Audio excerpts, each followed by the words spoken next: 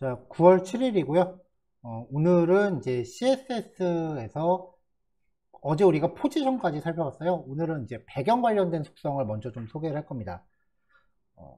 CSS 관련된 이야기가 거의 다 마무리가 되어 가고 있는 중이에요. 얼마 안 남았어요.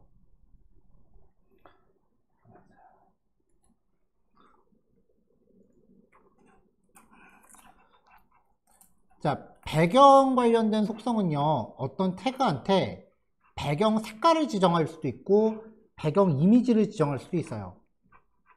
대부분의 경우는 배경 색깔을 지정하는 걸로 이제 처리를 하겠지만, 배경 이미지를 잘 쓰면 웹페이지 로딩 속도를 향상시킬 수 있는 기법을 이제 우리가 얻을 수 있게 됩니다. 오늘 그 부분이 난이도가 조금 있으니까 잘 따라오시길 바래요.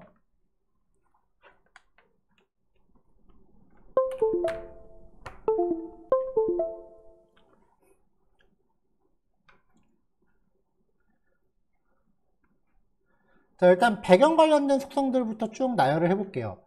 여태까지 우리가 몇 번 사용했었던 백그라운드 컬러, 배경 색상을 지정하는 값이고요. 그 다음에 백그라운드 이미지, 배경 이미지를 설정합니다. 지정 방식은 URL 하고서 괄호 열고 여기에 배경 이미지 경로를 주시면 돼요. 만약에 우리가 지금 어저께 실습했었던 케이스를 보면은 어떤 HTML 파일이 있어요.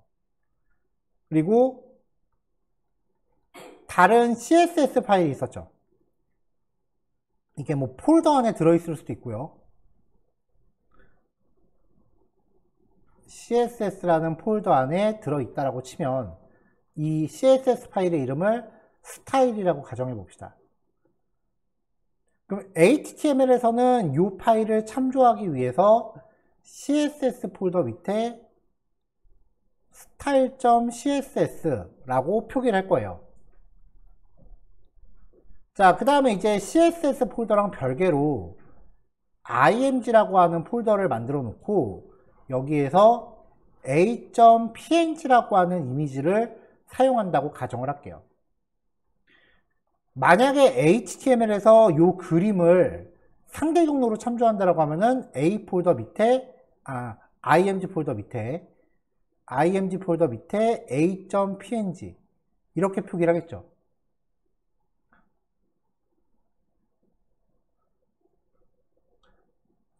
근데 만약에 CSS 파일에서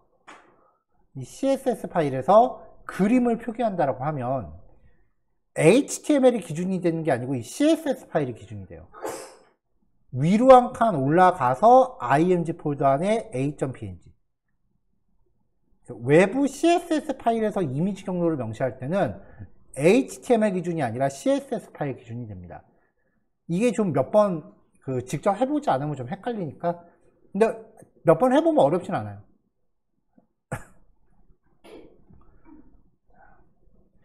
웹브라우저가 이만하게 있다고 가정을 하죠. 근데 이 바디 태그에다가 배경 이미지를 걸었어요. 그럼 화면 전체에 걸쳐서 반복될 거 아니에요. 근데 배경 이미지가 요만하다. 그러면 배경 이미지는 기본적으로 가로 세로 계속 반복해요. 전부 반복해서 깔려요. 이때 백그라운드 리피트라는 속성으로 반복 특성을 제어할 수 있어요. 백그라운드 리피트에다가 리피트라고 명시하면은 가로 세로 다 반복하는 거고요. 리피트 X 가로로만 반복을 해요. 밑으로는 안 내려가요. 리피트 Y 아래로 한 줄로만 반복을 해요. 옆으로 안 가요. 노 리피트 반복 자체를 안 해요. 자, 백그라운드 어테이치먼트는요, 스크롤에 따른 배경 이미지 처리예요. 기본값이 스크롤인데 백그라운드 어테이치먼트를 스크롤이라고 하면은 화면이 스크롤 될 때 배경 이미지도 같이 자연스럽게 올라갑니다. 근데 백그라운드 어테이치먼트를 픽시드라고 하면은 화면이 스크롤 되더라도 배경 이미지는 거기 멈춰 있어요. 근데 태그는 스크롤이 돼요. 그래서 마치 이미지가 한꺼풀 벗겨지는 듯한 느낌을 줘요. 요거 잘 사용하면은 요즘 유행하는 그런 효과를 얻을 수도 있습니다. 예를 들면은 이런 효과요. 뭔가 이제 페이지가 한꺼풀씩 벗겨지는 것 같은 느낌 드는 이런 경우 있잖아요. 이게 이제 백그라운드 어테이치먼트를 활용한 거예요.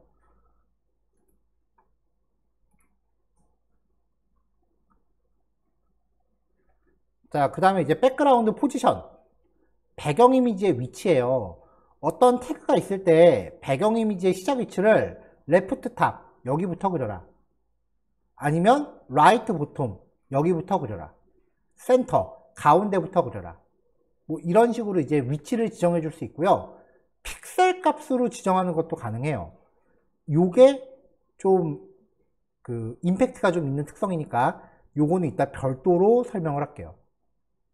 그래서 가로 시작 위치와 세로 시작 위치를 공백으로 구별해요. 백그라운드 포지션은 레프트 탑이라고 하면 여기서 시작하는 거고, 레프트 보톰이라고 하면 여기서 시작하는 거고요. 자, 백그라운드 사이즈는 배경 이미지의 크기를 가로 세로로 지정합니다.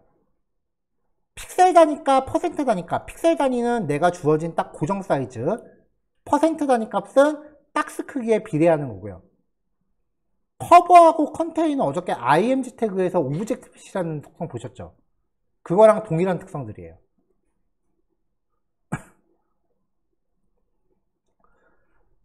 이 속성들을 한꺼번에 결합해서 쓰는 게 백그라운드라는 속성이에요. 마치 폰트 속성하고 비슷한 거죠.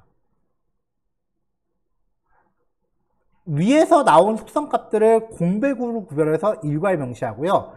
안 쓰는 항목들은 생략하시면 돼요. 늘 그렇듯 얘네들에 대한 코드를 직접 봐야 이해가 빠르겠죠.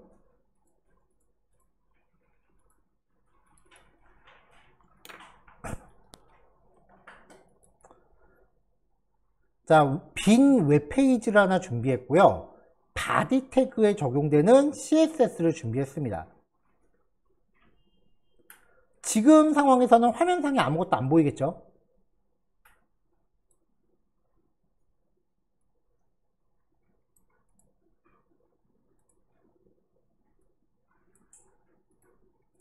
자, 요 바디 태그에다가 먼저 백그라운드 이미지를 img 폴더 안에 bg.jpg라는 파일, 지금 이 html 파일이 있는 폴더 안에 img라는 폴더 같이 있고요. 여기에 bg.jpg는 이렇게 생긴 이미지예요. 빨간색에서 까만색으로 점점 변하는 그라디언트 이미지고요. 가로 넓이가 1픽셀입니다. 1픽셀이라고 하는 건 컴퓨터에서 표현할 수 있는 가장 작은 수치예요. 여기 딱 한 점짜리 이미지인 거죠. 근데 배경 이미지를 깔면은 기본적으로 가로 세로 계속 반복한다 그랬잖아요. 그러니까 이렇게 화면 전체를 덮게 돼요. 자, 리피트 속성을 리피트 X라고 하면은 아랫방향으로는 반복을 안 하고 오른쪽으로만 반복을 해요. 이렇게 깔리는 거죠. 리피트 Y라고 하면은 옆으로 안 가고 밑으로만 갑니다. 이렇게 하면은 안 보이죠? 넓이가 1픽셀짜리라 그랬어요. 여기 오른쪽에 빨갛게 좀 선 보이죠? 어차피 반복할 거니까 처음부터 크게 잡을 필요가 없다라는 거죠. 자, 백그라운드 어테이치먼트 픽시드. 자, 요거는 좀 봐야 되는데, 여기에 제가 H1 태그로 내용을 좀 이렇게 잔뜩 올릴게요.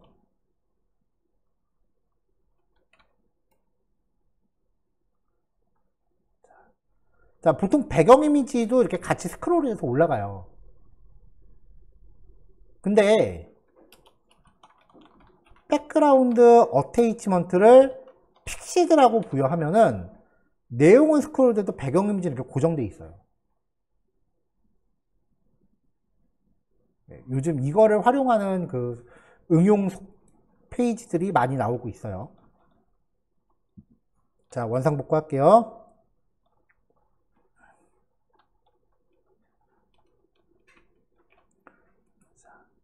백그라운드 포지션 라이트 탑. 근데 지금 이건 어차피 가로축으로 반복하고 있는 거니까 뭐 굳이 위치를 오른쪽 상단에서 시작해라라고 해도 어차피 가로로 반복되는 거니까 어디서 시작하건 상관은 없죠. 배경 이미지를 넣고 배경 색깔을 같이 넣으면 어떻게 될까요?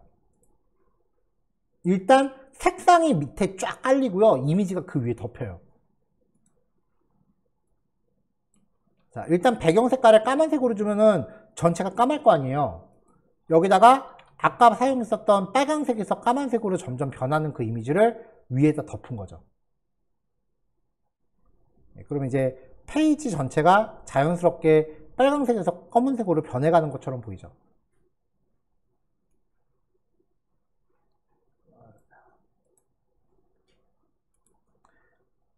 자, 요거를 한 방에 처리하면 이렇게 돼요. 자, 이 코드 잠깐 복사할게요.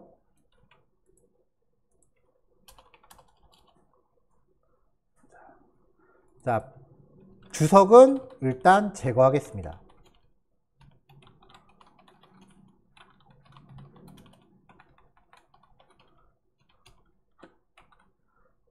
백그라운드라고 하는 속성에다가 이 속성 값들을 전부 공백으로 구별해서 이렇게 명시하시면 돼요.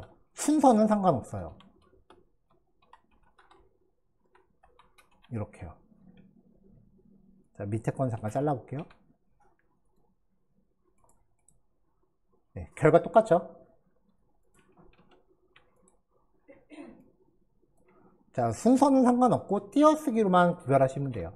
자, 근데 스크롤이 됐을 때 배경 이미지를 고정할지 여부, 백그라운드 어테이치먼트, 배경 이미지의 시작 위치, 배경 이미지의 반복 여부, 이런 것들은 배경 이미지가 없으면은 그 자체가 무용지물이 되죠. 그래서 만약에 배경 이미지가 없으면 나머지 것들은 있으나 마나요. 그러면 백그라운드 속성에 배경 색상만 남게 돼요.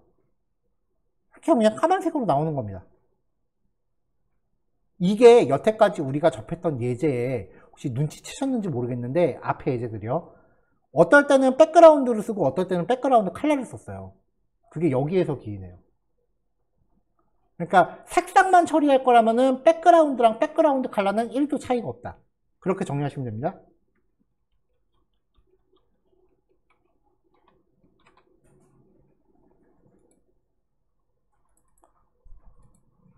자, 이번에는 백그라운드 사이즈에 대해서 이야기를 해볼게요.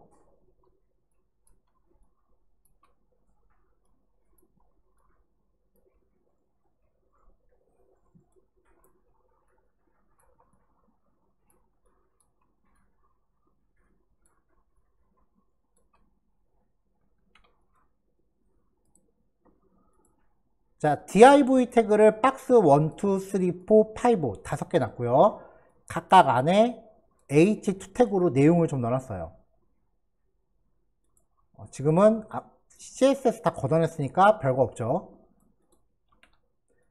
자, 각 모든 div의 테두리 5픽셀, 직선, 그 다음에 요거 색상 표기도 오늘 처음 소개하는 형식인데요. 일단 결과 보고 같이 얘기합시다. 자, 상하 마진 20에 가운데 정렬, 넓이는 90%. 그럼 위아래로 마진이 전부 20씩 작용하고 넓이는 90%인데 항상 화면 가운데 오는 거죠. 자, 색상 처리할 때 색상을 처리할 때 우리가 주로 쓰는 표기법이 샵이 붙은 상태로 처리하는 거였죠. 샵 FF00 FF 뭐 이런 식이었죠.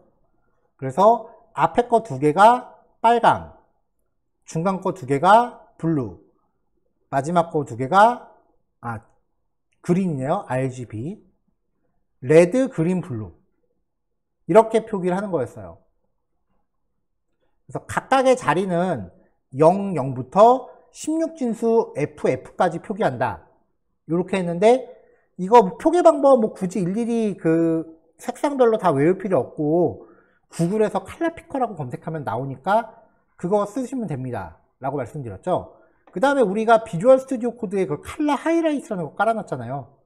여기 올리면 여기서 색깔 이렇게 바꿀 수도 있어요. 이렇게 그럼 값 바뀌어요. 이런 걸 쓰셔도 되고요.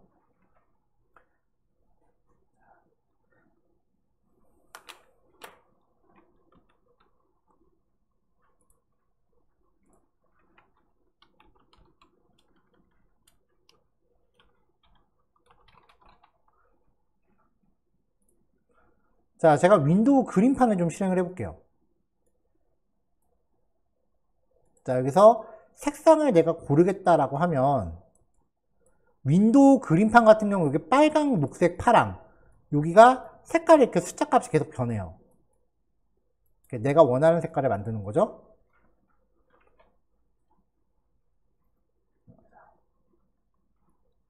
자, 아까 봤었던 거랑 똑같이 RGB죠.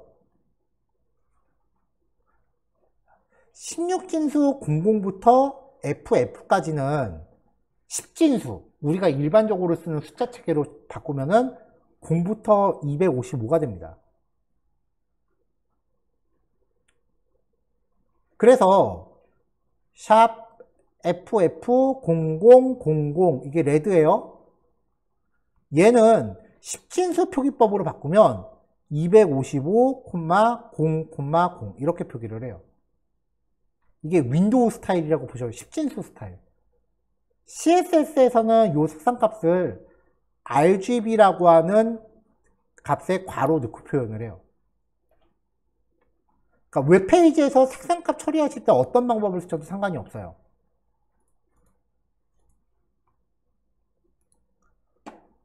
자, 다시 한번 구글에서 컬러 피커 검색해보면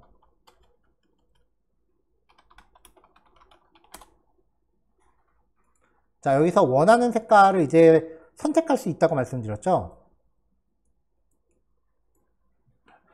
일반적으로 웹에서는 이 표현법을 씁니다. 근데 RGB 표현법을 쓰겠다라고 하시면 이 값을 복사하시면 돼요. 그러면은 RGB라고 해놓고 여기다 괄호 열고 13146184 이렇게 표기하셔도 요거랑 같은 표현이 돼요. 근데 지금 우리가 예제에서 본 거는 뒤에 뭐가 하나 더 있어요. RGBA라고 있죠. 필요하신 경우에만 쓰시면 되는데요. 이 A는 알파예요. 투명도를 뜻해요. 값은 0에서 1 사이입니다. 0은 완전 투명. 1은 불투명. 그럼 0.5는 반투명. 자, 요거를 16진수 스타일로 표현하면요. 샵 FF00FF 그 다음에 0부터 F까지 중간 16진 8 정도 되나봐요. 88 투명도까지 고려해서 표기할 때는 8글자가 들어가요. FF00, FF00 뭐 이런 식이 되는 거죠.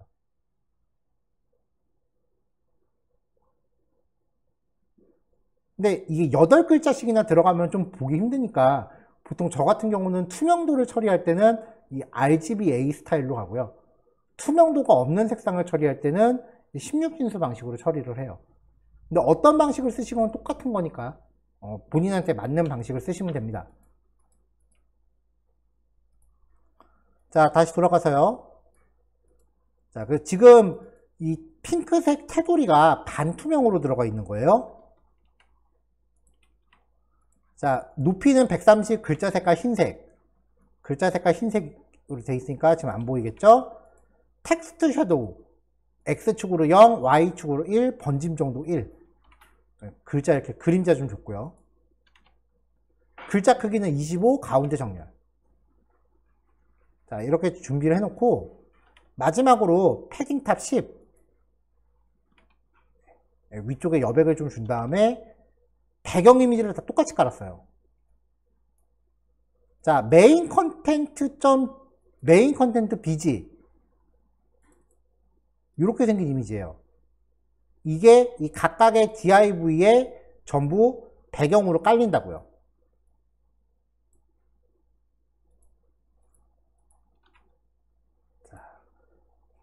자, 그럼 이미지 생긴 걸 보면은 이미지가 지금 요만한데 div 태그 높이는 대충 이 정도 돼요. 그러니까 여기 위에는 이제 조금 위에서 아래로 내려가면서 밑에는 좀 잘린 거고, 그 다음에 지금 이 이미지의 폭이 div 태그의 폭보다 훨씬 작아요. 이미지 폭은 요만큼밖에 안 되는 거죠. 그러니까 옆으로 반복되어 있는 상태고.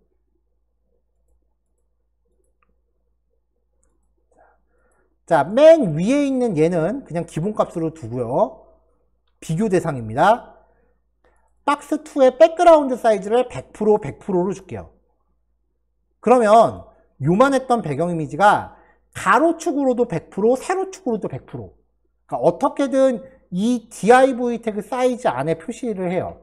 그 결과 이미지가 이렇게 찌그러지겠죠. 원본 사이즈의 비율을 무시하고 div 태그 안에 어떻게든 우겨 넣은 거니까 그림이 이렇게 일그러집니다. 백그라운드 사이즈 50픽셀에 50픽셀. 가로 세로 크기가 무조건 50픽셀로 들어가요. 그 결과 이미지가 반복되겠죠. 되게 조그맣게 된 겁니다. 자, 그 다음에 이제 커버하고 컨테인은 어제도 이야기했는데 커버하고 컨테인을 딱히 구별하려고 하지 마세요. 그냥 어차피 둘 중에 하나니까 하나 줘보고 이 느낌이 아닌데 그럼 딴 걸로 바꾸세요. 넓이 우선으로 맞출 거냐 높이 우선으로 맞출 거냐의 차이예요. 자, 박스 4의 백그라운드 사이즈 커버. 자, 그럼 얘는 그러면 넓이 우선으로 맞추고 높이는 적당히 알아서 보여준 거예요. 근데 그렇게 되면 지금 요 div 태그 중에서 넓이는 알아서 div 태그에 맞게 나오고 높이는 div 태그의 이 크기에 비해 맞춰서 요 정도만 표시가 되고 있는 겁니다. 이럴 때 백그라운드 포지션을 가운데로 맞춰주면은 이렇게 나와요. 가운데 맞춰서. 백그라운드 포지션을 센터로 맞춰주면은 이제 여기 보세요. 이렇게 가운데 맞춰줘서 나와요. 어떻게든 넓이를 맞추고 높이는 적절히 비율에 맞게 한 거기 때문에 이런 경우에 컨텐츠 폭이 가변이 되면은 이미지 자체가 이렇게 알아서 비율에 맞게 늘었다 줄었다 하면서 보입니다.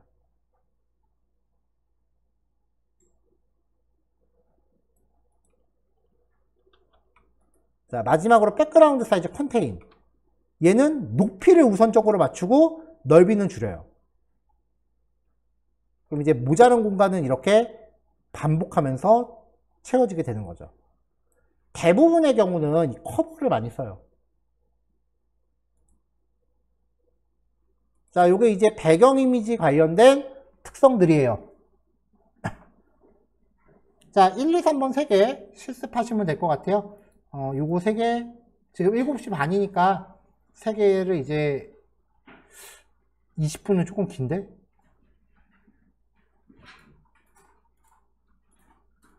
네, 20분 실습하시고 10분 쉬었다 8시에 봅시다.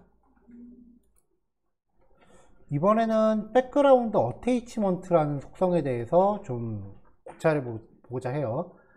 화면상에 div 태그를 둘, 넷, 여섯, 7개 놨어요. 근데 지금 내용이 아무것도 없으니까 각각의 div는 높이고 뭐가 아무것도 형성이 되어 있지 않겠죠.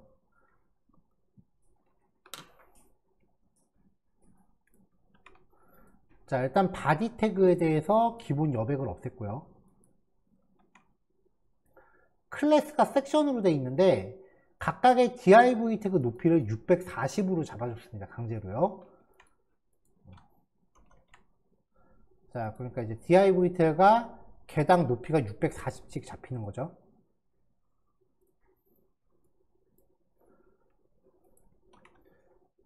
nth child 섹션 중에 몇 번째 거란 뜻이죠. 여기에 en이라고 주면은 짝수 번째 것만 골라서 적용을 합니다. 자, 짝수 번째 것만 배경 색깔을 회색으로 줬어요. 그러면 하나씩 걸러가면서 이렇게 회색으로 뜨죠.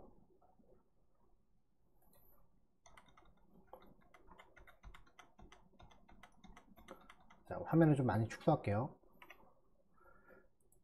그럼 이제 나머지 홀수 번째 것들은요. 홀수 번째 거, ODD 홀수 번째 거, 배경 이미지 관련된 속성을 미리 다 넣어놨어요. 배경 이미지 가운데 시작. 만약에 배경 이미지가 어마어마하게 크다면 센터라고 지정하면은 이미지의 중점과 박스의 중점을 매칭시켜요.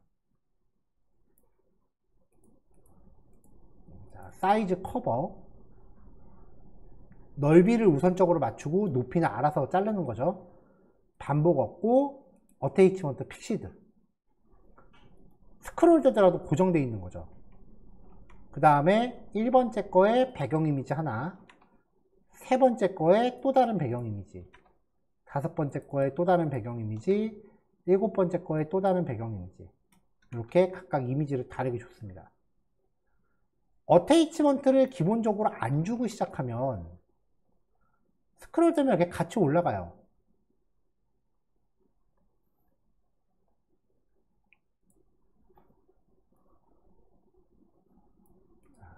근데 어테이치먼트를 픽시드로 주면 지금 요 div 태그가 스크롤이 되면은 점점점 위로 올라갈 거 아니에요. 그래서 스크롤이 돼서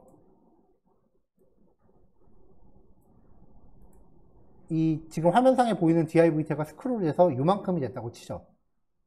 그럼 밑에 있는 회색 이미지는 이만큼 오겠죠. 회색 div 태그는 이만큼 올라오겠죠.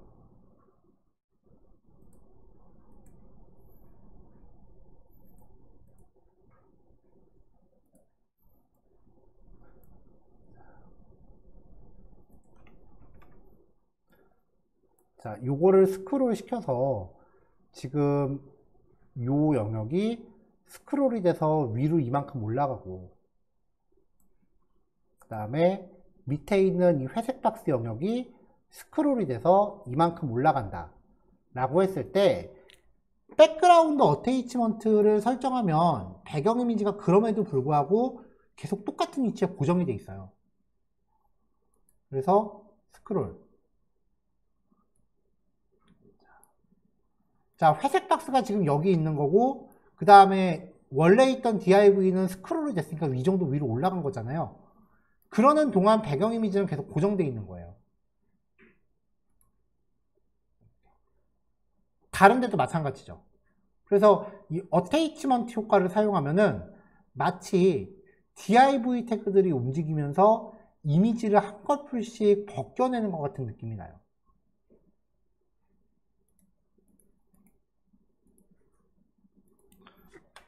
지금 제가 화면을 되게 축소시켜 놨는데 100%로 주면은 이제 이런 느낌이 나는 거죠.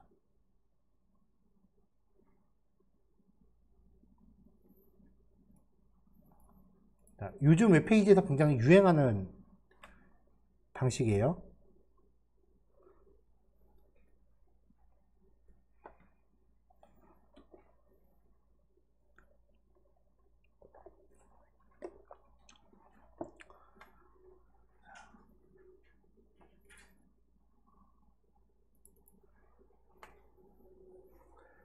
자, 그 다음에 요번에는요, 요거는 썩 그렇게 이쁘진 않아요.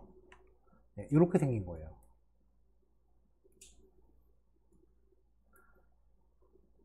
자, 지금 여기 표시되고 있는 이 문구는 그림입니다.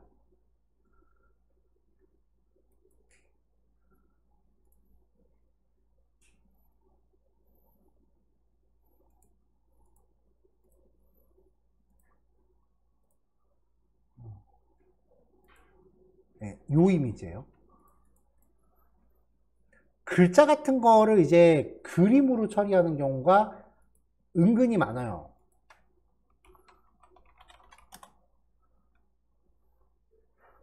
네이버 같은 데를 보더라도 여기 옛날에 네이버 로고 있었는데 어디 갔지? 네이버 로고가 이제 화면에서 없어졌네요. 자, 구글. 요거 같은 경우도 지금 그림이거든요. 그림이죠, 지금. 글자를 좀 이쁘게 보이고 싶은 경우는 글자를 이렇게 이미지로 처리를 해요. 이렇게 그림이 되는 거죠. 근데 전에 우리 그 웹 접근성이라는 거 얘기하면서 그 앞을 못 보시는 분들이 사용하는 브라우저가 있다 그랬죠. 걔네들은 순수하게 그 우리가 키보드로 타이핑한 문장들만 읽어주기 때문에 그림을 이렇게 쓰는 경우는 못 읽어요. 그럼 이제 이렇게 그림으로 모든 디자인에다 도배를 해버리면은 웹 접근성이 굉장히 떨어지게 되는 페이지가 돼요.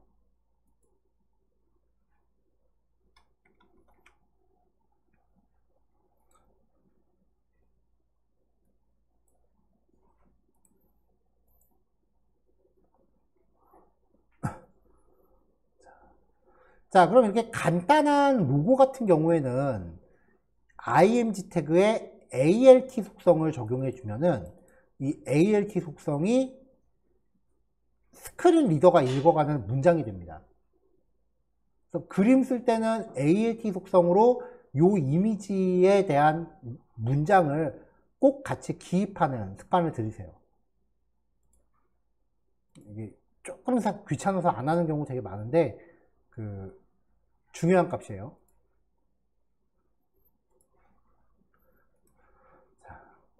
근데 지금 얘 같은 경우는 표시되고 있는 문장이 너무 길잖아요. 그래서 이런 경우는 alt 속성에 쓰기가 좀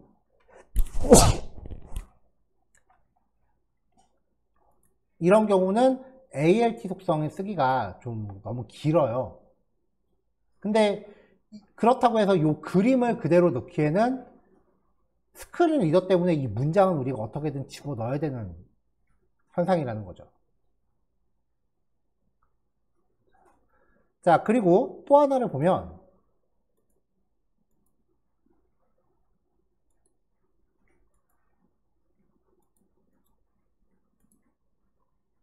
자, 여기 보면 이제 하늘색 배경이 뒷부분에 쫙 깔려 있죠. 이렇게 해상도에 상관없이 계속 이렇게 쫙 들어가고 있죠.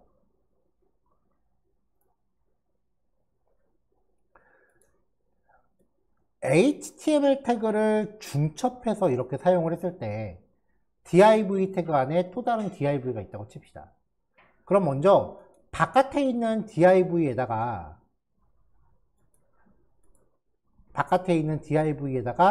배경 이미지 이렇게 쭉 깔아요.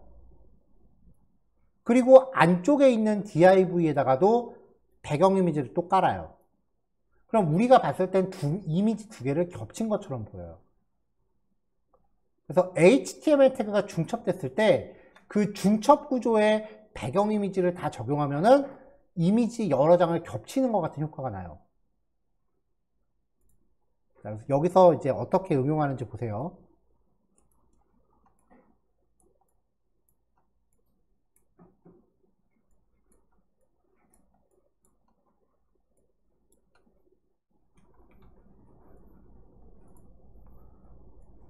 HTML 코드 원본은 이래요.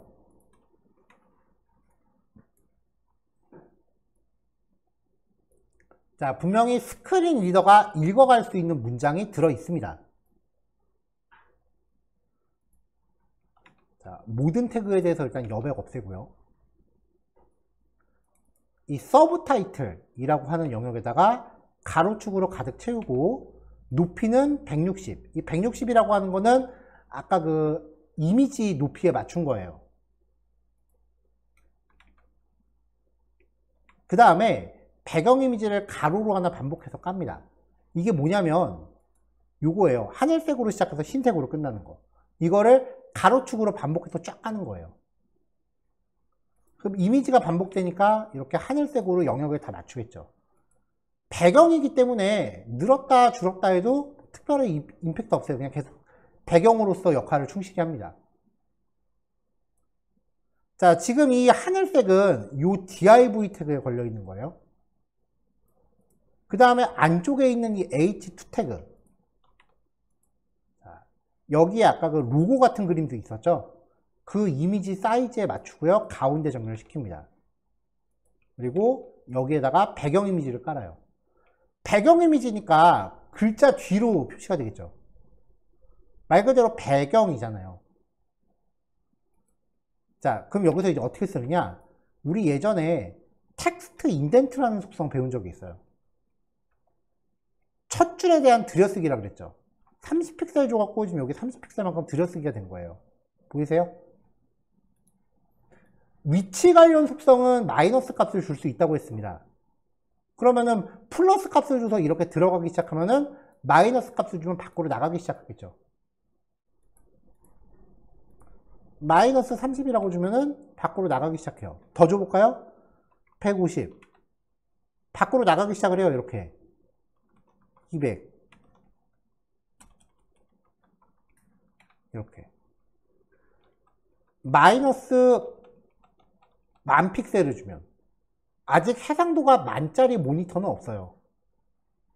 그러니까 글자를 밖으로 저기 안드로메다 어디로 던져버리는 게 돼요.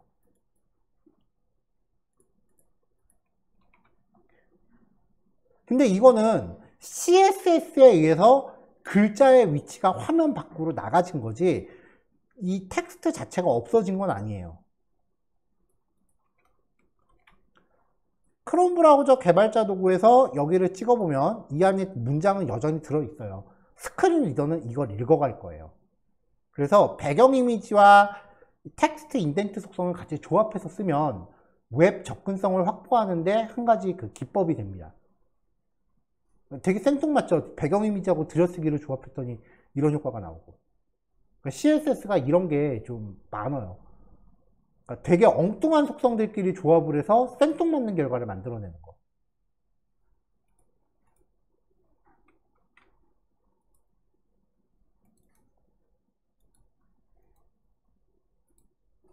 자, 요번에는 이렇게 생긴 그 리스트 메뉴인데요. 자, 여기도 보면은 요 메뉴에 표시되는 문구가 그림이에요.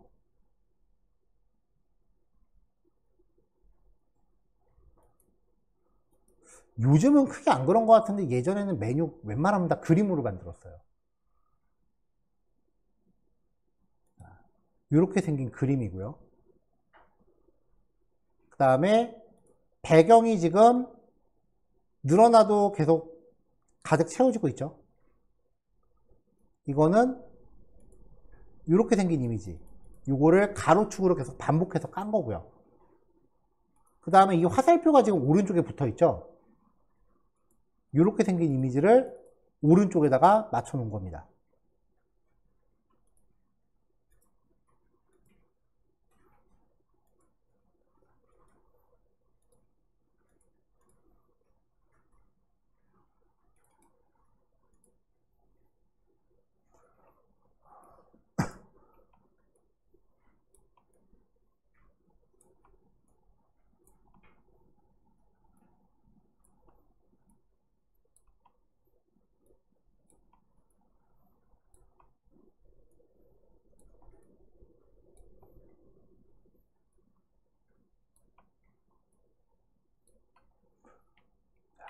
일단 이유 불문하고 모든 형태의 메뉴는 목록정입니다.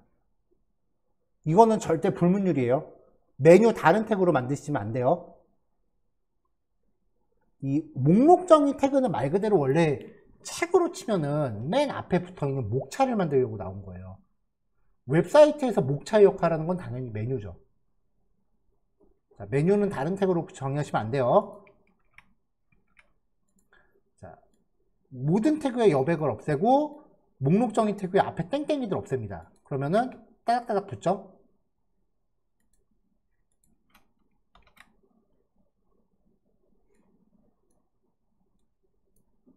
자, 현재 요게 하나씩 li 태그 그리고 목록정의 태그 영역은 이만큼이에요. 샵 nav 전체를 감싸고 있는 요 div 태그에다가 list bg.png라는 배경 이미지를 깝니다. 요거예요. 근데 배경 이미지가 지금 이렇게 4줄짜리인데 이 div 태그 높이가 지금 이 정도밖에 안 되는 거예요.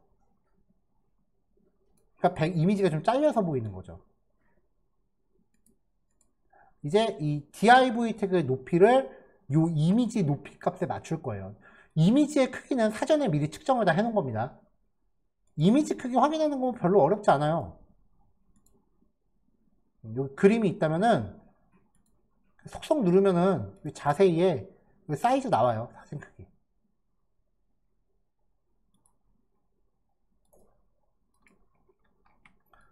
자, 넓이는 오토, 높이는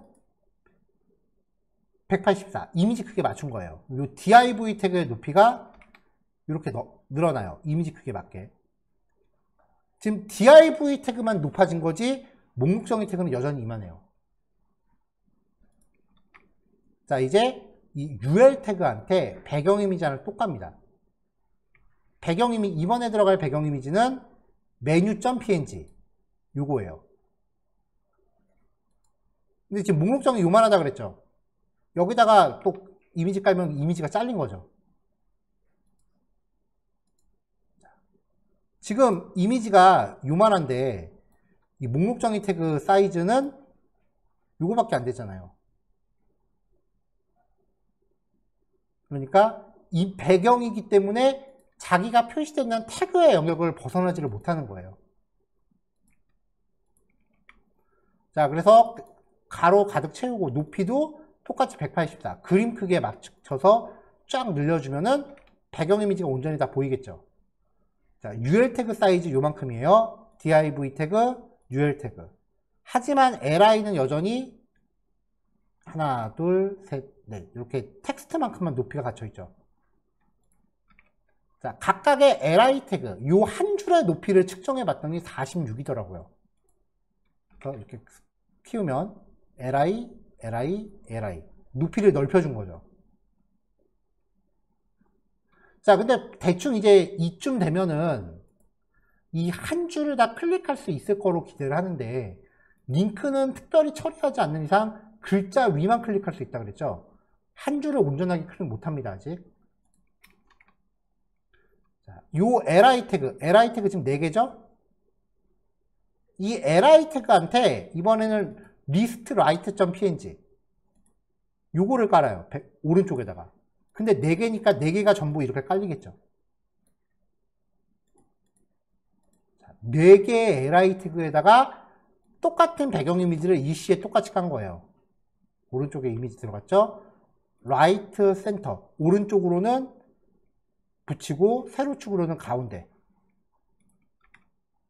자, 그 다음에 이제 a 태그한테 사이즈를 주면은 클릭할 수 있는 영역이 확장되는데 문제는 a 태그는 인라인 요소니까 디스플레이 블록부터 주기 시작해야 된다 그랬죠. 목록 정의 태그에 li가 들어가면은 무조건 a 하나 받고 시작하는 거고 그 a 태그는 무조건 디스플레이 블록 받고 시작하는 거예요.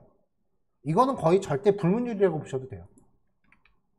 자, 그럼 이제 a 태그가 이 한 줄에서 온전히 클릭이 가능합니다. 근데 지금 화면에 보이는 메뉴는 뒤에 이미지로 깔아놨잖아요. 그러니까 이제 이 텍스트는 필요가 없죠. 커서 포인터는 강제로 이제 마우스 커서를 이렇게 손가락 모양으로 바꾸는 기능이에요. 브라우저마다 커서 모양이 안 바뀌는 애가 가끔 있어서 혹시 몰라서 보험 삼아서 넣어놓은 거고요. 텍스트 인덴트 마이너스 1000픽셀. 그럼 글자를 밖으로 던지죠. 이 주석은 필요 없고요. 자, 이렇게 하면 이제 이렇게 메뉴가 하나 구성이 되죠. 배경 이미지를 중첩해서 깔았고요. 그 다음에 하나는 왼쪽 고정, 하나는 오른쪽 고정, 배경은 반복. 이렇기 때문에 PC, 태블릿, 핸드폰 어떤 사이즈에 갖다 줘도 알아서 이렇게 늘어난다는 거예요. 배경 이미지로 이제 구성을 하는 이유는 다양한 해상도에 한꺼번에 대응하기가 용이해서 그래요.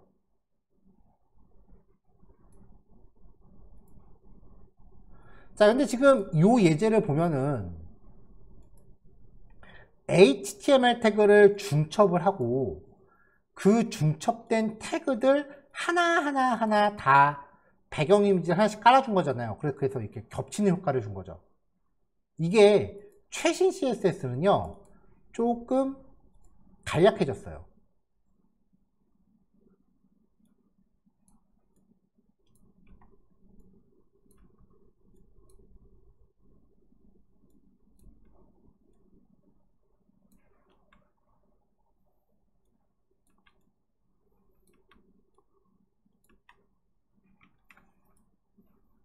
자, 결과물이 같은 걸 만들 겁니다. NAV, 내비게이션, 사이트의 메뉴 영역을 의미하는 div 태그의 세분화된 버전이에요. 여기에 그냥 링크만 4개 넣습니다. 문장이니까 한 줄로 쭉 들어가죠. 자, 여백은 미리 없애놨고요. A 태그한테 디스플레이 블록을 줘요. 그럼 얘네가 다 문단화 되겠죠. 문단으로 바뀌었어요. 자, 가로축으로는 오토, 높이는 개당 45. A 태그 하나가 높이가 45가 되는 거죠. 이제 NAV 태그한테 텍스트 인덴트 마이너스 1000픽셀. 그럼 글자 밖으로 던지네요. 자, 글자만 안 보일 뿐 링크는 여전히 있는 거예요. 그쵸? 클릭도 할 수 있습니다.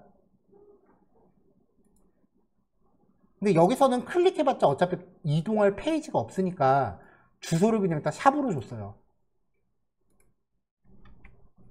자, 요 NAV 태그한테 배경 이미지를 먼저 하나 깔아요. 이렇게. 자, 요 배경 이미지 위에 이미지를 덧대기 위해서 배경 이미지를 콤마로 구별해서 하나 더 깔아요. 그럼 먼저 있던 게 밑으로 깔리고 앞에 있는 애가 그 위에 덮여요. 이렇게. 자, 배경은 리피트, 반복. 글자는 반복되면 안 되니까 노 리피트. 레프트, 탑. 왼쪽 상단부터 시작. 그 다음에 리스트 라이트. 아까 그 화살표 있었죠? 걔는 Y축으로 반복, 아래로 반복하고 오른쪽 상단부터 시작. 이렇게 하면은 한 태그의 배경 이미지 여러 개를 겹쳐 놓을 수 있어요.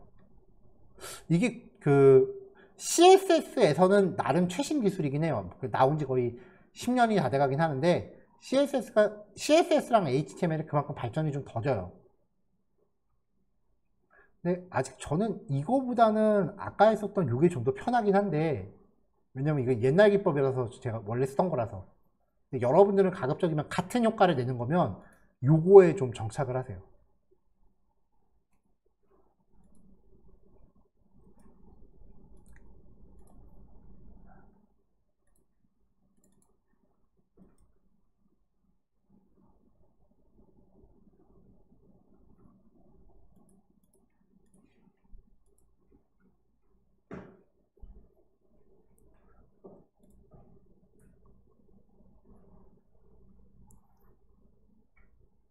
자, 8번하고 9번이 한 세트예요. 예제가. 8번이 이제 원리를 설명하는 예제고 9번이 이제 그 원리를 응용한 예제거든요. 근데 지금 시간상 보면은 8번까지만 하고 끝나야 될 것 같으니까 이번 교시는 좀 실습 시간을 조금 줄여서 쉬는 시간을 제가 8시 50분에 마칠게요. 그래서 다음 교시를 9시에 시작하는 게 아니라 8시 50분에 시작해서 나머지 4개를 털어냅시다. 자, 50분에 봐요. 자, 8번 예제는 어떤 현상의 원리를 정리하는 예제예요. div 태그 3개가 있고요. 이 div 태그 3개에 모두 테두리를 빨간색으로 쳐주고 적당히 사이즈 잡고 상하 간격, 그 다음에 가운데 정렬을 시켰습니다. 이렇게 div 태그 3개가 있는 거죠. 이 div한테 전부 똑같은 배경 이미지를 넣었어요. 이렇게요. 그러면 지금 백그라운드 포지션 관련된 게 없으니까 배경 이미지의 왼쪽 상단 꼭지점과 그리고 박스의 왼쪽 상단 꼭지점이 맞춰져 있는 상태가 돼요.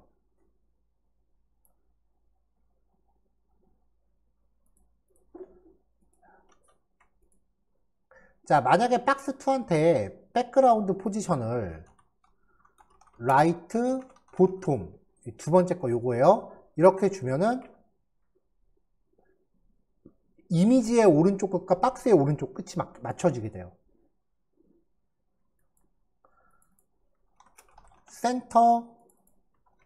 센터라고 주면은 이미지의 중심과 박스의 중심이 맞춰지게 돼요. 통상적으로 배경 처리할 때 가장 많이 쓰는 형태예요. 근데 백그라운드 포지션을 사이즈로 주는 거예요.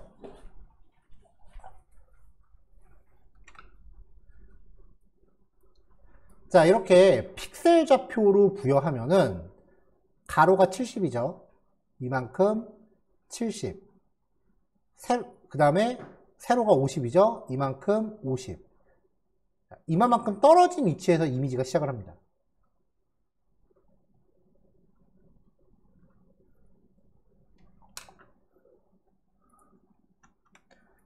위치에 관련된 수치는 마이너스 값을 줄 수 있다고 그랬죠. 밑에 거는 마이너스 값을 줘볼게요. 그럼 이미지가 마이너스 70, 위로도 마이너스 50. 대충 배경 이미지가 한 요 정도부터 시작을 한다고 봐야죠. 자, 이거를 잘 응용을 하면은 어떤 그 효과가 발생을 하냐면요.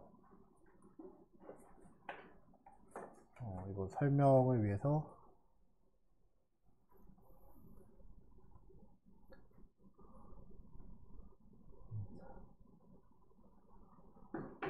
자, 이렇게 생긴 배경 이미지가 하나 있다고 칠게요.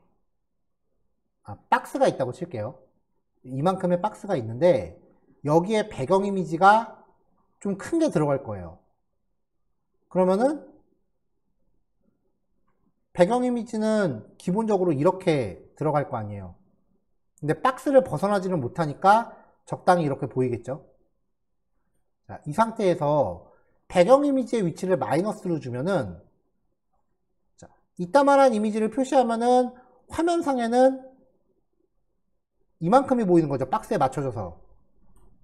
근데 이 수치 값을 마이너스로 주면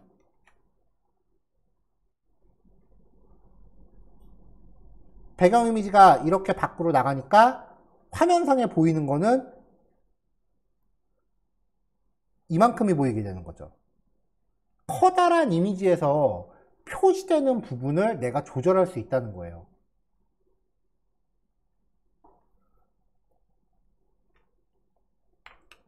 자, 그럼 이제 이 원리를 가지고 다음 예제를 한번 알아볼게요.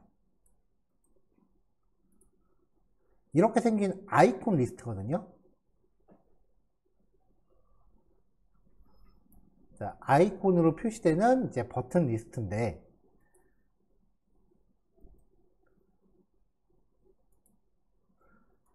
자, img 폴더 안에 보면은 제가 이미지 파일을 아이콘 이미지를 하나, 둘, 셋, 넷, 다섯, 여섯, 일곱, 여덟 개를 개별적으로 이렇게 쪼개놓은 거 하고요. 그 다음에 이미지 8개를 이렇게 한 판에 붙여놓은 게 있어요. 과연 이 페이지는 어떤 걸 사용했을까요? 찝찝하지. 봐서는 이거 썼다고 하고 싶은데 이거 썼으면 물어볼 리가 없을 것 같죠? 이걸 썼어요. 이걸 사용을 한 거예요.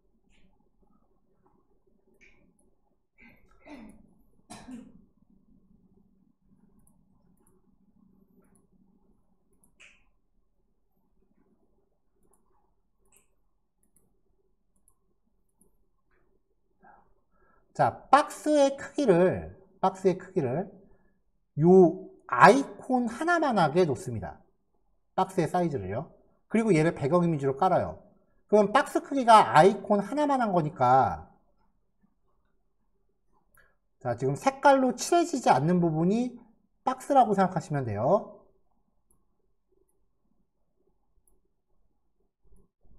이렇게 보인다는 거죠.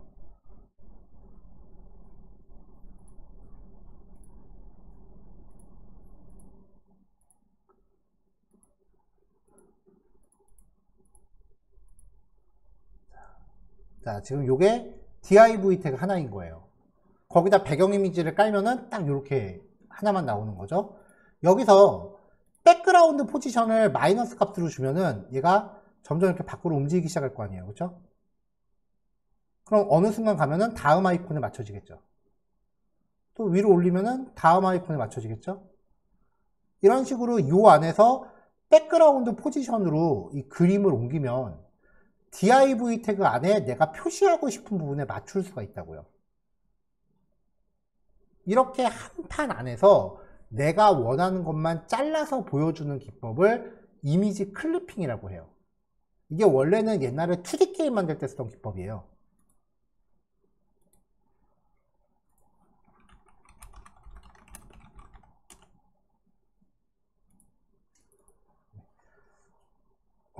옛날 2D 게임들, 요즘은 거의 3D긴 한데 옛날 2D 게임들을 보면은 이제 이렇게 동작별로 이미지를 그려놓고 여기서 일부분만 보여주는 거예요. 연속적으로.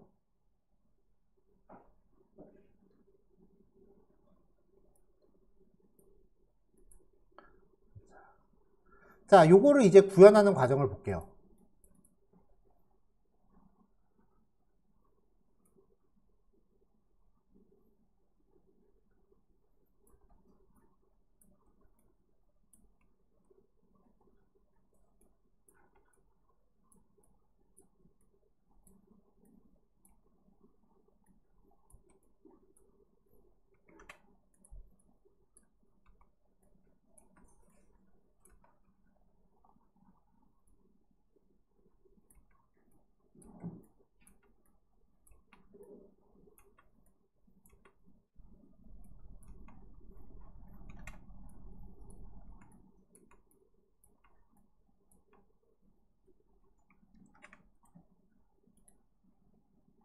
자, 준비가 됐습니다. HTML 태그는요, 일단 메뉴니까 목록 정의 들어갔고요. 목록 정의 안에는 무조건 링크 받고 시작하라 그랬죠? 그 다음에 아이콘이 표시될 스판 태그 하나랑 그 밑에 텍스트가 표시될 스판 태그 하나 넣었어요. 자, 모든 항목의 여백과 목록 정의 태그 리스트 스타일 노는 미리 넣어놨습니다.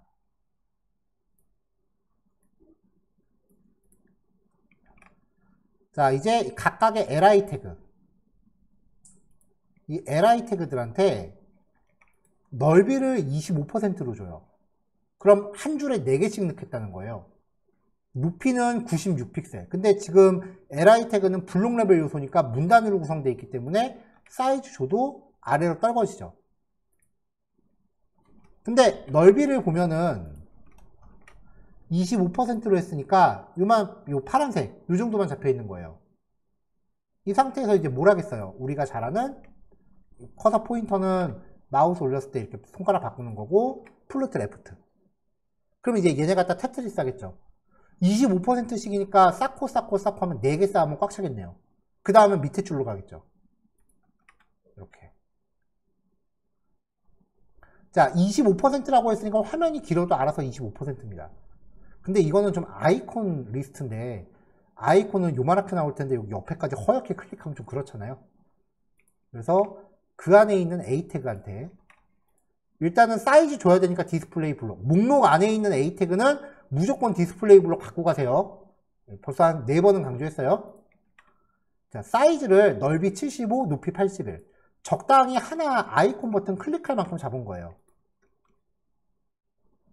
자, 그러면은 여기서 li 태그 영역이 요만큼 25%인데 이 안에서 A 태그 영역은 요만하게 잡힌 거죠. 자, 마진 오토. 그러면 25%의 li 태그 영역 안에서 A 영역이 가운데로 옵니다. 싹 다 이렇게 가운데로 옮겨준 거예요. 자, 지금 요만큼이 li 태그고 이건 A 태그죠.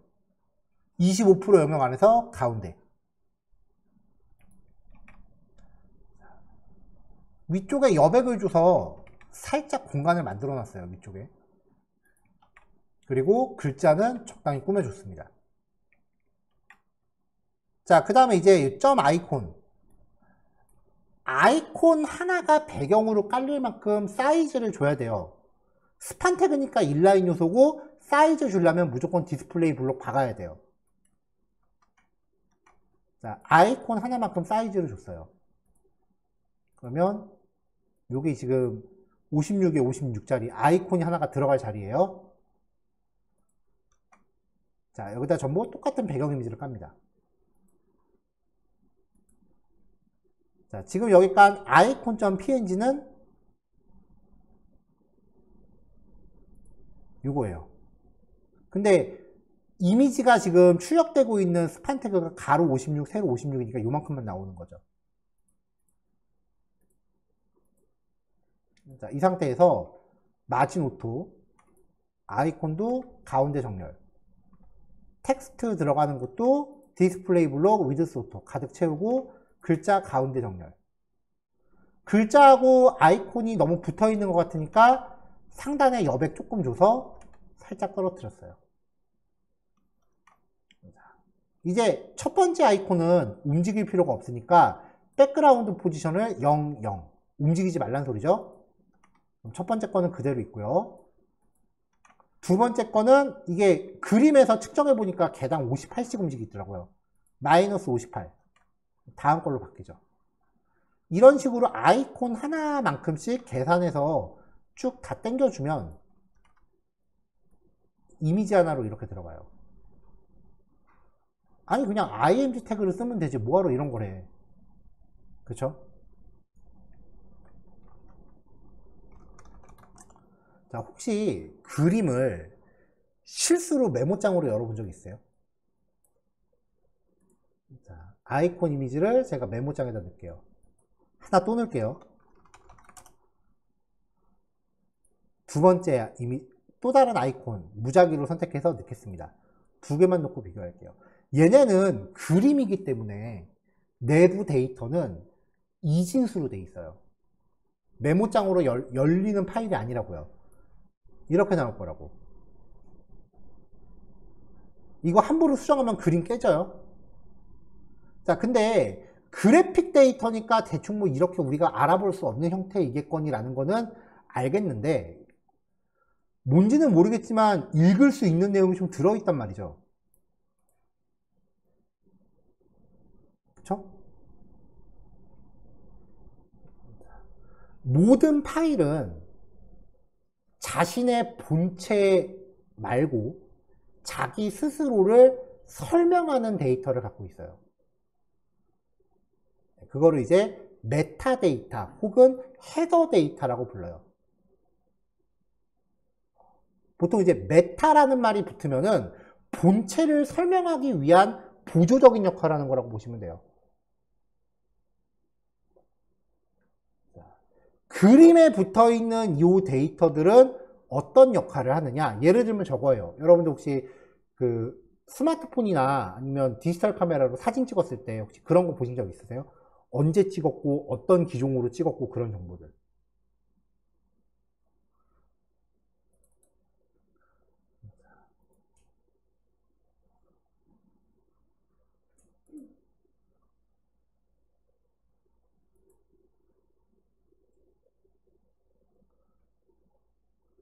자, 얘는 뭐 정보가 그렇게 많진 않네요.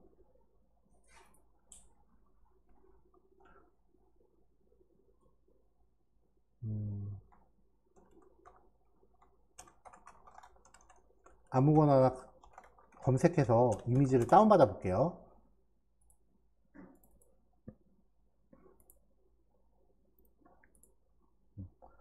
누군가 사람이 직접 찍은 것 같은 이미지.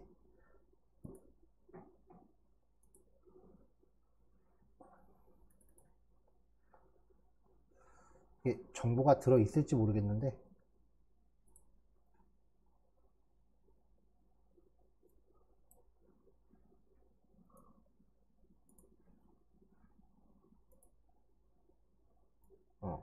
파일 속성 보면 지금 여기는 값들이 비어 있는데 값을 의도적으로 지운 거예요. 보면 여기 그림인데 그림 제목, 주제, 등급, 태그, 설명, 만든 사람, 찍은 날짜, 그 다음에 카메라 DSLR 같은 걸로 찍은 경우는 기종에 대한 정보와 카메라 설정 정보도 같이 들어가요. 여러분들 스마트폰으로 찍은 것도 어떤 기종으로 언제 찍었는지 정보가 다 들어있어요. 요즘 스마트폰으로 사진 찍으면 사진 찍은 위치 위도 경도도 들어가요. 사진에 어디서 찍었는지. 왜 갤러리 같은 거 볼 때 내가 어디서 찍었는지 지도 위에 뿌려지는 거 본 적 없어요? 요즘 그런 거 많이 하잖아요. 그러니까 사진이라 하면 보통 이 그래픽을 표시하면 되는 건데, 이 그래픽을 설명하기 위한 보조적인 데이터들이 모든 파일 위에 다 들어있어요. 지금은 굳이 사진을 예를 든 거지 항상 이렇게 다 들어있어요. 요즘은 mp3 파일 잘 안 듣죠? 그 멜론이나 아니면 그런 그 보통 음악 듣는 음악 재생 서비스, 걔네들도 결국은 mp3 파일을 온라인으로 서비스하는 거거든요. 근데 내가 음악을 재생할 때 보면 앨범 자켓, 가수, 앨범명, 곡명, 심지어 가사도 같이 나오죠. 그게 전부 음악 파일 안에 박혀 있어요. 내가 음악 듣는 거랑 상관없는 부가적인 정보라는 거죠. 모든 파일에는 그런 정보가 있습니다. 자, 근데 어차피 걔네들도 데이터니까 그런 정보가 많으면 많을수록 용량은 차지해요. 그림의 용량이 크다라는 거는 내가 그 이미지를 웹페이지에서 로딩할 때 그 용량만큼 시간이 더 오래 걸린다는 얘기예요. 그래서 웹에 공개하는 이미지들은 의도적으로 그런 부가적인 정보들을 지웁니다. 로딩을 조금이라도 빨리 하려고. 근데 아무리 지워도 안 날아가는 정보들이 있어요. 아까 제가 다운받았던 이미지 다시 한번 속성 볼게요. 보면은 이미지 크기 정보는 못 날려요. 그 다음에 지금 여기에는 안 나오는데 그 이미지에 사용된 색상이 몇 가지인지, 이미지의 크기하고 색상수 정보가 안 나온다면 그건 그림이 성립이 안 되죠. 마지막으로 왜 이게 안 날아가는지 모르겠는데 제작 툴 정보는 안 날아가요. 제작 툴 정보는 안 날아가요. 자, 이미지의 가로 크기, 세로 크기, 제작 툴 이름, 사용된 색상수, 이런 정보는 그림이 달라도, 서로 다른 그림이라도 내용은 거의 엇비슷하게 갈 수밖에 없어요. 그래서 제가 이미지 두 개를 메모장으로 열었죠. 자, 지금 여기까지가 이미지의 헤더 데이터인데 지금부터 그림 두 개를 왔다 갔다 할게요. 정보가 바뀌는 거 많이 바뀌는지 보세요. 별반 큰 차이 없죠. 근데 밑에 나오는 그래픽 데이터는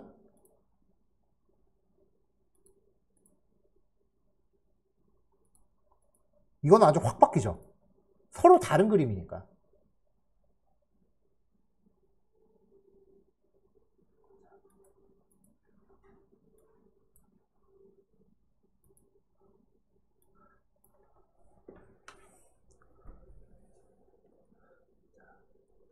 아이콘 이미지가 이렇게 있고요. 그 다음에 그 이미지 위에 그림을 설명하는 정보가 이렇게 붙어 있다고 칩시다.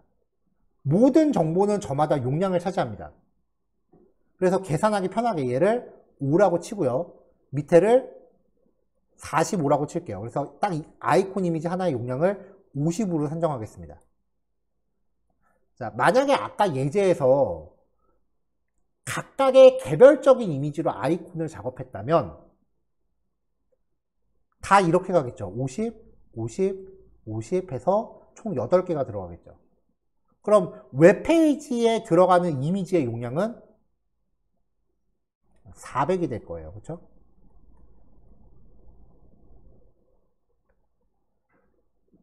이미지에, 그러니까 웹페이지에 포함되는 그림을 웹브라우저는 전부 다운로드 받아요. 자, 근데 이거를 아까 말했던 대로 한 판에다 다 붙인다면, 자, 그래픽 데이터를 한 장의 이미지에다 결합하는 거예요. 아까 그래픽 데이터는 제가 45로 산정했죠? 자, 이렇게 해서 총 8개가 되게끔 45 곱하기 8이 되는 거죠. 58, 40에 48, 32, 360에. 자, 이제 이게 전부 이미지 파일 하나예요. 이미지 파일 하나에 모든 그래픽을 다 덧댄 거예요. 그럼 이 그림을 설명하는 데이터는 얼마? 파일이 달라져도 설명하는 데이터는 일정하다 그랬어요. 그럼 얘를 설명하는 데이터는 용량이 얼마? 5. 그러면 365가 되죠. 자, 400짜리 이미지를 하나로 합침으로 해서 용량이 365로 줄어요. 그렇다는 것은 페이지 로딩 속도를 단축시킬 수 있다는 얘기예요. 이렇게 해서 사용자가 업로드한 실사, 사진으로 업로드한 거 있죠? 그거는 IMG 태그로 들어가요. 근데 아이콘, 버튼, 로고 이런 것들은 싹 다 한 판에다 붙여서 백그라운드로 넣는 겁니다. IMG 태그 생각보다 그렇게 많이 안 쓰입니다, 여러분. 그러려면 이제 이미지 좌표를 우리가 일일이 사이즈를 측정해야 된다라고 하는 번거로움은 좀 있어요.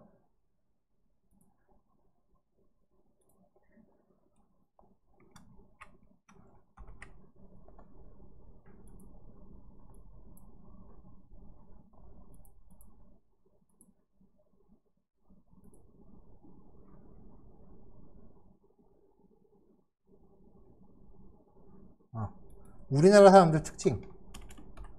일단 네이버랑 카카오 가면은 다 따라요. 자, 요 아이콘 이미지 한번 볼게요. 자, 여기 요 이미지가 쓰였죠? 이미 보이죠? 자, 여기 그림에서 마우스 우클릭해서 왜 안 나와?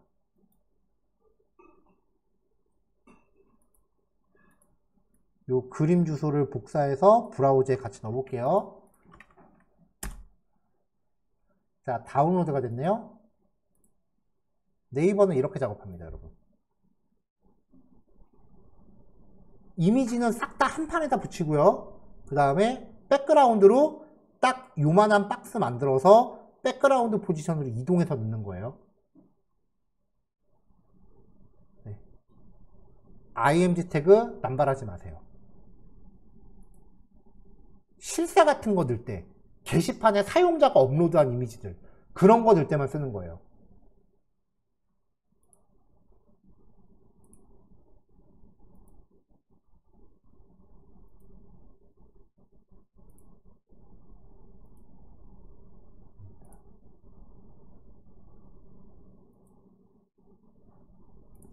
자, 이미지를 백그라운드로 넣은 거랑 IMG 태그로 넣은 거랑 또 하나의 차이가 뭐냐면요.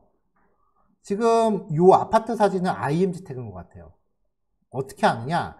IMG 태그는 마우스 우클릭하면 이미지를 다른 이름으로 저장, 이 메뉴가 떠요. IMG 태그는. 그림을 다운받을 수가 있어요. 그림을 이렇게 따로 열 수도 있고. 근데 백그라운드 이미지로 넣으면 그게 안 떠요. 그래서 웹을 모르는 사람들은 이걸 다운받을 방법이 없어요. 근데 여러분들은 개발자 도구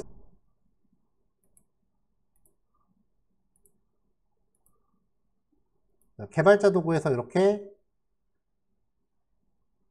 들어가서 이 주소에 대해서 복사해서 이렇게 붙여넣기 하면은 다 떠요. 그림 못 퍼가게 하려고 마우스 우클릭 막는 게 제 개인적인 생각에서 세상에서 제일 쓸데없는 짓이야.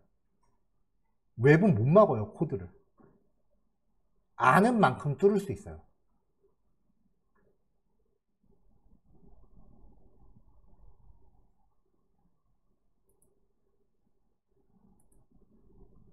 그래서 모든 아이콘 이미지를 그 한 판에다 붙이는 거는 페이지 로딩 속도 효율성 때문에 그렇게 한다.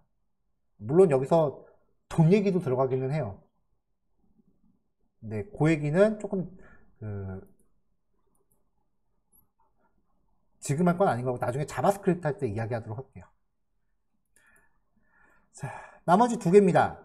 우리 오늘 백그라운드에 대해서 봤을 때 이런 형태가 나왔죠. 이거를 사용하기, 보통 색깔이 이렇게 점점점 변하는 거를 그라디언트라고 해요. 예전에는 이 그라디언트를 표현하기 위해서 반드시 이미지의 힘을 빌렸어야 돼요. 이것도 지금 색상 깔고 그 위에 이미지 덧댄 거잖아요. 결국은 포토샵 작업을 누군가 한 번은 해야 돼요. 참고로 여러분 웬만한 최소한 프론트엔드 하실 거면은 포토샵 배워두세요. 포토샵으로 내가 그림을 이쁘게 그릴 줄 안다. 그거는 나중 문제예요. 이쁘게 그리고 안 이쁘게 그리고는 센스 문제인 거잖아. 근데 포토샵이라는 도구를 쓸 줄은 알아야 돼요. 막 흔히 말하는 사진 포샵질하는 그 정도의 스킬이 아니라 웹페이지 디자인을 위한 포토샵 스킬이 따로 있어요. 페이지를 작업하기 위한.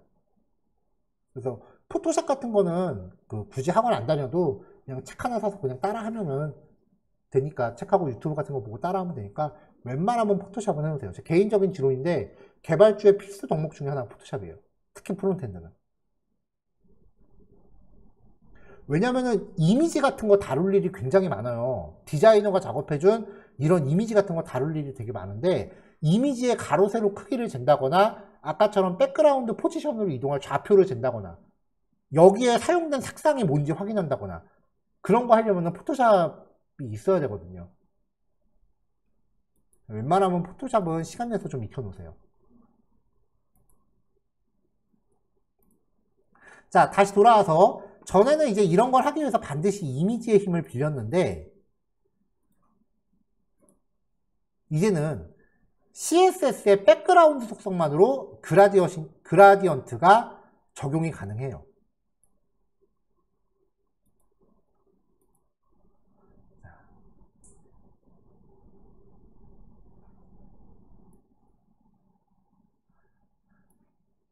자, 여기 그레이드 1, 그레이드 2 두 개의 박스를 놓고요. 클래스로 지정했어요. 각각 사이즈는 똑같이 150에 150으로 줬고요. 백그라운드 속성을 두 개 썼죠. 이 그라디언트 색상 주는 속성이 되게 사람 열받게 하는 게, 브라우저 종류마다 속성 기술하는 방법이 틀려요. 그래서 이거는 그라디언트가 되는구나 라는 것만 기억하시고 절대 직접 코딩하지 마세요. 사람 관장합니다. 이거 코딩하려고 그러면. 지금 여기서는 웹킷 계열이 뭐냐면은 크롬 브라우저, 애플 사파리, 그 다음에 네이버 웨일, 그 다음에 마이크로소프트 엣지, 그 계열이라고 그랬어요. 그 다음에 MOZ로 시작하는 건 파이어폭스. 꼭 파이어폭스 고집하는 사람들도 있어요. 자, 보시면은 웹킷 계열은 웹킷 그라디언트, 리니어, 이게 그라디언트 종류예요. 선형 그라디언트. 왼쪽 상단에서 시작해서 왼쪽 하단으로 시작 색상은 파란색, 끝 색상은 흰색. 그러면 여기서 이렇게 색깔이 바뀌는 거죠. 근데 파이어폭스는 MOZ 리니어 그라디언트, 속성 이름의 종류가 명시가 돼요. 위에서 시작해요. 그러면 반대 방향으로 진행합니다. 파란색에서 흰색으로. 자, 얘도 웹킷 그라디언트 리니어, 왼쪽 하단에서 우측 상단으로 파란색에서 흰색으로 이렇게 올라가죠. 얘도 아래쪽에서 45도 각도로, 아래쪽에서 45도 각도로 파란색에서 흰색으로. 직접 코딩하셨다 그러면 제가 말리진 않을게요. 근데 우리 전에 크롬 브라우저에다가 요 CSS3라고 하는 확장팩 깔아놨죠. 여기에 보시면 그라디언트라고 하는 메뉴가 있습니다. 자, 조절하세요. 이렇게. 색상 바꾸고 싶으면 바꾸세요. 자, 그라디언트의 각도와 그 다음에 색상, 첫 번째 색상, 두 번째 색상.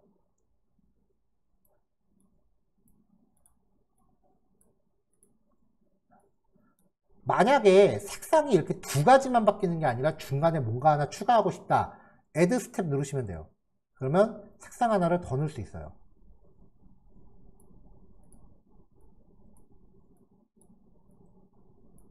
자, 색상의 단계가 늘어나죠. 자, 그럼 이렇게 막 조절하는 동안 아래쪽에서 코드가 바뀝니다. 이거 복사해서 적당한 선택자 만들고 사이즈 잡아주고 거기에다가 복사한 코드 이렇게 넣어버리면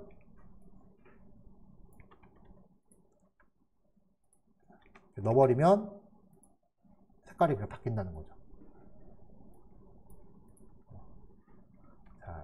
쓰는 방법은 알려줬으니까 이쁘게 만드는 건 여러 분목.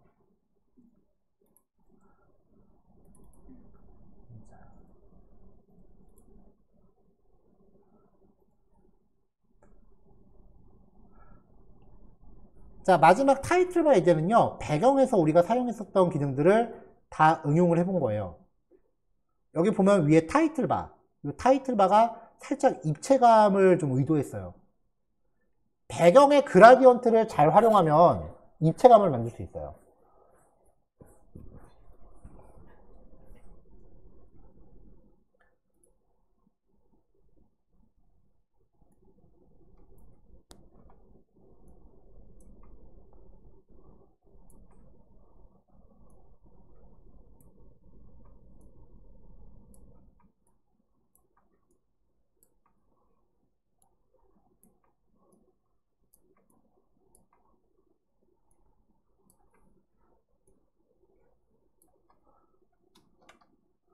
자, 적당히 이렇게 준비를 했는데요.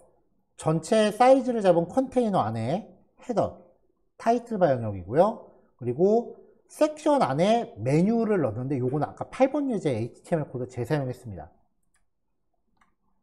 자, 전체 사이즈 잡아주고 여백 없애고 배경 색상은 연한 회색으로, 바디의 배경 색상을 연한 회색으로 칠했고요.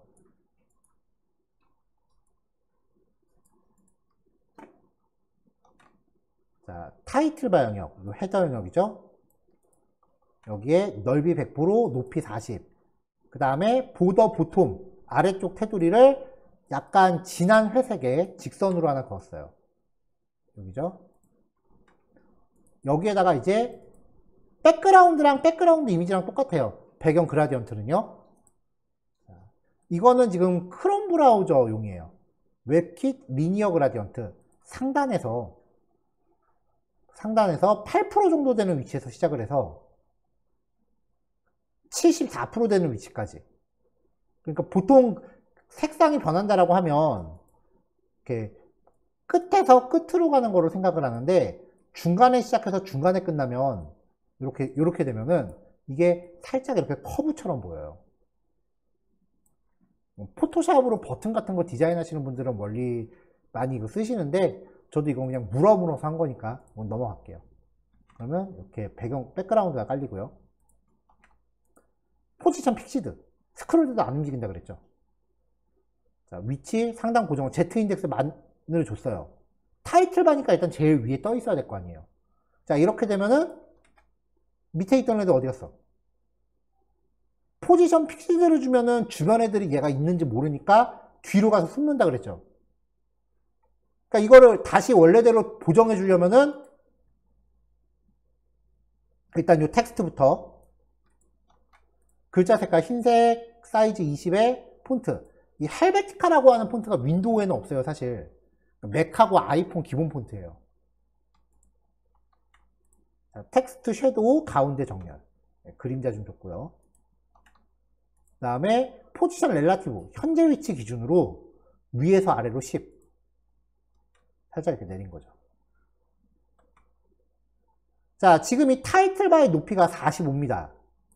근데 아래쪽에 보통까지 줬죠. 그럼 실제 높이는 46이죠. 그래서 이 컨텐트 영역한테 패딩 탑 46. 그럼 뒤에 가려져 있는 애가 그만큼 여백이 생기니까 다시 오겠네요. 자, 이제 이 NAV 영역은 아까 8번 예제에서 했던 것처럼 배경 이미지 3개를 동시에 깔고요. 링크 적당히 사이즈 잡아줬어요. 네, 이렇게 해서 그냥 요번 단원에서 나왔던 것들만 조합해서 이렇게 페이지 하나 간단하게 꾸며봤습니다. 네, 약간 좀 옛날스럽죠?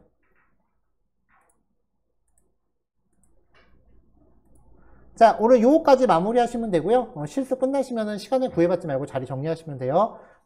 다음 시간에는 이제 CSS로 하는 각종 부가적인 효과들 아마 1, 2교시 정도면 마무리가 될 것 같고요. 그 다음에 다음 시간 3교시쯤부터 제가 몇 번 중간에 말씀드렸던 CSS에서 가장 핫한 최신 기술 플렉스라고 하는 형태를 소개해 드릴 거예요. 플렉스가 우리 CSS 단원 마지막이에요. 자, 여기까지입니다.